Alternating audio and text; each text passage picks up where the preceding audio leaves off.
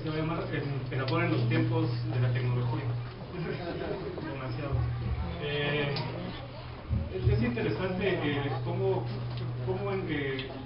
ahora en el espiritismo hemos hablado mucho de amor. Siempre se ha hablado de amor, siempre se ha visto a Jesús como la máxima imagen del amor en la tierra, pero hasta el momento, ¿cómo lo hemos visto el espiritismo? Hasta el momento, ¿cómo lo hemos visto nosotros?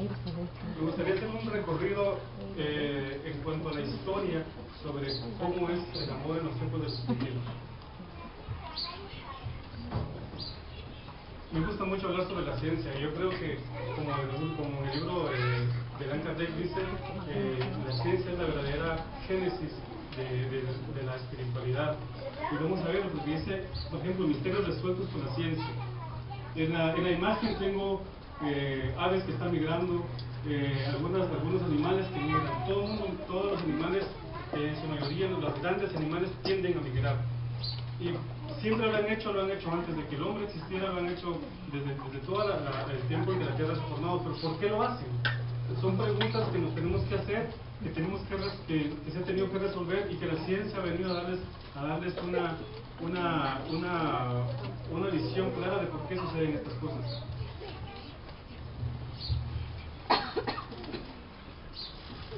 Los campos magnéticos de la Tierra. Esta es la razón por la cual las aves migran, por la cual los animales migran. Eso, a través de ello, estos humanos han logrado seguir de una ruta a la cual nunca se pierden. Y cada año hacen lo mismo, y cada año siguen haciendo lo mismo, van, regresan, siguen caminos que siguen, pero ¿cómo es que nunca se pierden? Y la explicación es esa, que existen campos magnéticos en la Tierra que son los que ayudan a la migración. Estos campos magnéticos son los que ayudan a los animales a entender hacia dónde tienen que llegar, y nunca confundirse. Entonces es muy interesante. O sea, eso siempre lo hemos visto, pero ¿quién se lo había preguntado? ¿Por qué suceden esas cosas?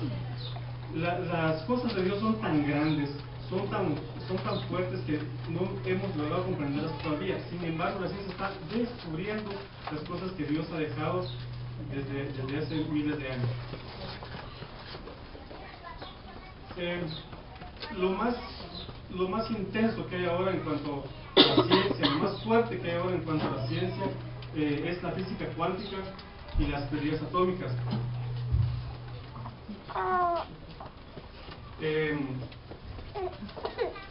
Lograr entender todo esto es lograr entender mucho de lo que el espiritismo habla actualmente.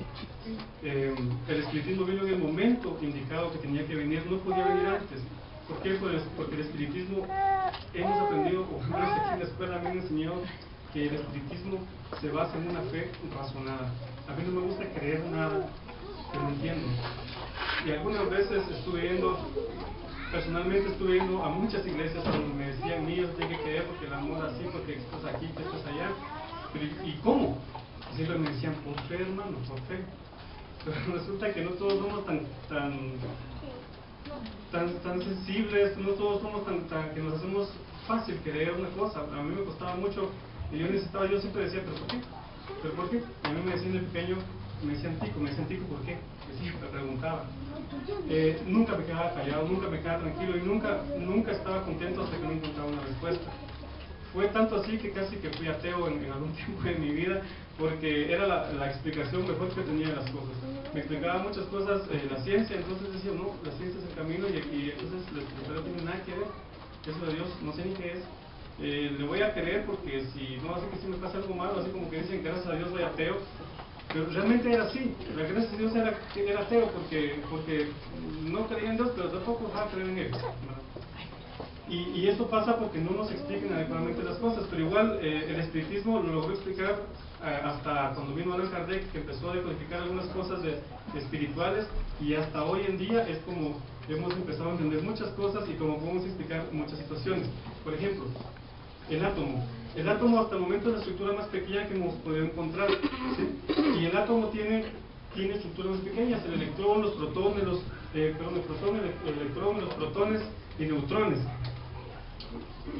Estos todavía están compuestos de situaciones más pequeñas, entonces de órganos más pequeños que son los fermiones o que son los bosones, pero esto es un poquito muy intenso para explicar en este momento.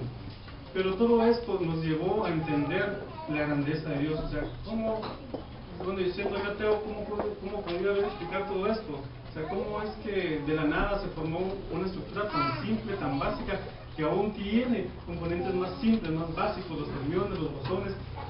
No pudo haber salido de la nada. El ateo le dice a uno que fue por casualidad que se dio, y entonces hubo una explosión que salió de no sé dónde, pero no explica qué pasó antes de esa explosión, no explica cómo es que se dio esa explosión. No hay otra explicación. El mismo Albert Einstein en su momento decía que el viejo no está jugando a los dados con nosotros. Decía, él sabía en el fondo de sus teorías que la explicación al final era Dios. Los científicos lo saben, pero a veces el orgullo es tan grande que uno no cree, no quiere creer en Dios. ¿Por qué? Porque como yo descubrí esta cosa, yo soy muy bueno, ¿verdad? Y al final no nos damos cuenta en nuestra simplicidad de las cosas que solo estamos descubriendo a Dios. Entonces, por eso la ciencia, a pesar que durante mucho tiempo se alejó de Dios, durante mucho tiempo fue el que descubría algo, era el magnánimo, era el que todo el mundo decía, wow, es lo máximo. Ahora nos damos cuenta que aunque tenía su lado negativo de la ciencia, ellos vinieron y empezaron a explicar muchas cosas que ahora conocemos. ¿Qué pasa? ¿Por qué me quiero ir a fondo con las teorías atómicas? Porque en las teorías atómicas vamos a encontrar muchas de lo que el espiritismo nos dice, mucho de lo que Allan Kardec nos dice en los libros, sobre todo en la Génesis, o que nos habla Emmanuel en el libro de A Camino de la Luz. Ahí nos explican, bueno, siempre Jesús igual desde un inicio habló de las casas, de las moradas de mi Padre, que son muchas. Entonces estamos hablando, según la ciencia ahora, de paralelos en cuanto a universos. Hay universos paralelos, de eso nos habla la ciencia ahora. Esto quiere decir son las moradas de mi Padre. ¿Y cómo se está descubriendo? Pues resulta que estos famosos protones, neutrones que están formados por los famosos fermiones y bosones, que son estructuras que están compuestas íntimamente a estos, resulta que la teoría actual, que se llama teoría de las supercuerdas, que son estas teorías que yo quise ver aquí, nos indican que realmente los átomos no son sino que unas formas de cuerdas. Obviamente estamos hablando de un nivel infinitesimal. Son cuerdas que por la forma en que están justo aquí en esta manera se pueden dar cuenta que están en diferentes dimensiones. Entonces eso nos da a nosotros la pauta de entender que un átomo puede estar en diferentes dimensiones, se puede dimensionar en muchas formas. Está las tres dimensiones clásicas que conocemos: alto, la altura, el fondo, la profundidad, el ancho. Está también la gravedad, que es otra de las dimensiones, pero hay otras 5, 10 dimensiones en total, en las cuales no se ha podido entender exactamente qué pasa. Solo se sabe que estas dimensiones, católicos, evangélicos, espiritistas, todos a nuestra manera hemos traído, o ellos, mejor dicho, a su manera, han traído el mensaje de Dios de acuerdo a la capacidad o al intelecto o a la situación que se da en cada lugar. A veces estamos en esa gran discusión que si el católico es mejor, que si el evangélico es mejor, porque como el católico sí chupa, el evangélico no chupa, pero cree mucho, perdón por la expresión, pero es que eso así como lo hablamos. Pero hubo tiempos en que el catolicismo era muy fuertemente negativo. Y entonces tenemos para criticar al catolicismo, pero si la Iglesia Católica fue la que mandó matar cuánta gente, que destruyó tanto, que empezó las cruzadas, todos para criticar a la Iglesia Católica. Si la Iglesia Católica fue la Iglesia que fundó Dios. No podemos criticar porque en ese momento así era como pensábamos. Nosotros éramos en ese momento así. Éramos bélicos, éramos asesinos, éramos de todo. Y entonces nosotros éramos católicos. Jesús la construyó, pero nosotros al manejarla, cuando Jesús la llevó en nuestras manos, la transformamos de manera tal que empezó a hacerse daño. Pero la iglesia misma, la iglesia católica misma está reformándose, y gracias a Dios ahora está mucho mejor. Ahora hay un papa, el papa tiene muchas esperanzas a las personas, esperemos que se siga. Está también el lado de los evangélicos. A veces criticamos de que vienen y que se meten mucho a su iglesia y que son muy fanáticos, que el fanatismo de ellos es el fanatismo religioso, porque ellos hacen las cosas de Dios así como vienen y no preguntan, y el que no hace las cosas así se va al infierno. Eso sirve para cuando estamos en ese momento. Eso nos sirve en ese momento. Nos sirve que seamos así, porque si no es de esa forma, no entendemos. Así como en algún tiempo Moisés nos tuvo que meter en miedo, o los dioses antiguos nos metían en miedo de que si no nos íbamos al fuego eterno, pues ahora nos hace ver que si no tenemos en Jesús no vamos a estar bien. Lo necesitamos. Es muy importante que los hermanos evangélicos sigan su trabajo, porque ellos están abarcando un tipo de población que se está transformando. Muchos de nosotros venimos de ahí.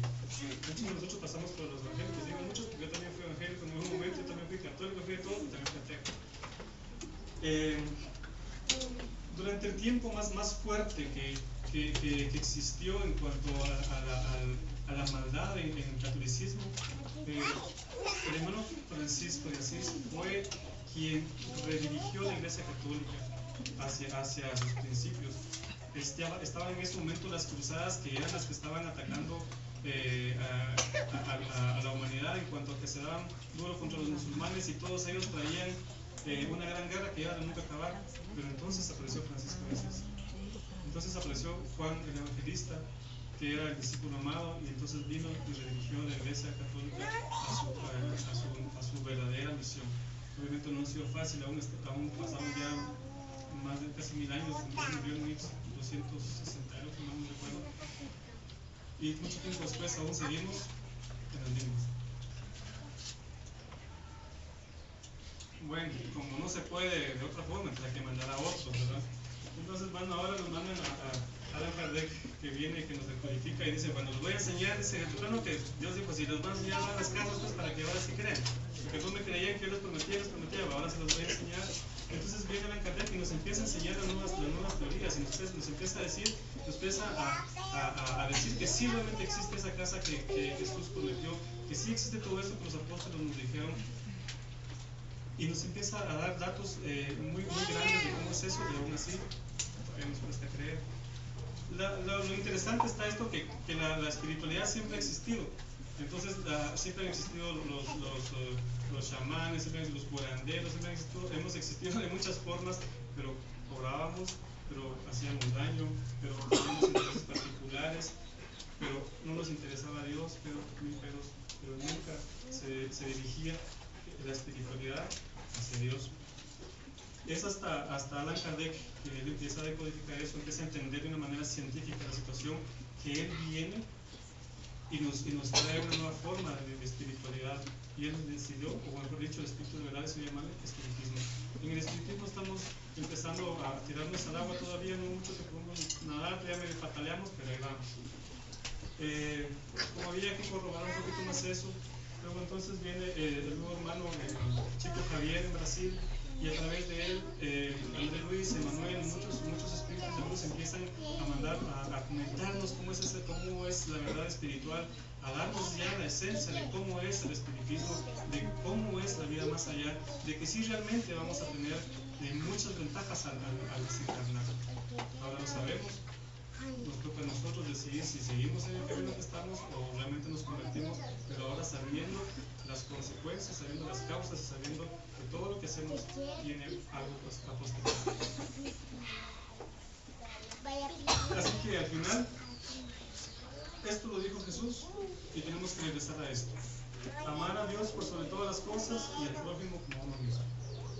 En esto, decía, están todos los profetas, aquí está toda la ley. No hay más que esto. Si nosotros amamos a Dios y amamos las cosas, a nuestros hermanos, vamos a estar bien con Dios. Pero tiene que pasar cuántos años más para que entendamos esto. Tiene que pasar cuántos años más para que el espiritismo deje de llamarse espiritismo y vuelva a llamarse el nuevo cristianismo. Porque el espiritismo solo es una etapa, como lo está haciendo el catolicismo, como lo está haciendo el evangélico. El espiritismo va a ser una etapa que va a terminar, porque tiene que dar de vuelta el paso al cristianismo. Herbert lo decía en su explicación anterior, de que el espíritu de verdad lo había mencionado, ¿verdad? Que es tiempo que las cosas se regeneren y que vuelvan a su forma original. Entonces, la forma original, Jesús. Le dimos una gran vuelta, tuvimos que llegar a la ciencia, porque como no hacemos caso, tuvimos que llegar a la ciencia para poder entender las cosas, para poder entender a Dios. Entonces, solo así regresamos al amor, ¿verdad? Al final, el evangélico ama con pasión, el católico ama con el corazón, el espiritismo ama con la ciencia, no importa cómo amamos a Dios, pero al final terminamos en eso: amar a Dios sobre todas las cosas. Cuando yo empecé en el espiritismo, les comento rápido porque ya un poquito me está haciendo, hace como 15 minutos que me pasé. cuando yo empecé el espiritismo, yo me encontré con un espiritista muy fuerte, pero yo en ese momento era así muy bello. Era así muy dado a que la ciencia es todo y a mí no me convencé sino por la ciencia. Ay, hermano, me decía, ay, hermano, ¿cuándo va a llegar a Dios a través del amor? Pero está bien, que empiece con su ciencia, igual va a llegar a Dios, ¿no? Y pues no sé si llegué, al menos ya sé que ese es el camino. Caminar por eso me falta todavía. Ahorita es el primer paso apenas de entender que sí, el camino hacia Jesús o hacia Dios es a través de Jesús. Ahora sí sé que tengo bases para creer, científicas para creer mejor en Dios, y ahora sí sé que puedo defender mi fe, que puedo defender mi filosofía y que puedo dar a conocer el espiritismo. Y cualquiera que me pregunte cualquier cosa, yo creo que ya estamos en la condición de decirles, mira hermano, Dios existe y es por esto. Así que, perdón que siga siendo tan materialista, pero esa es mi forma de ser.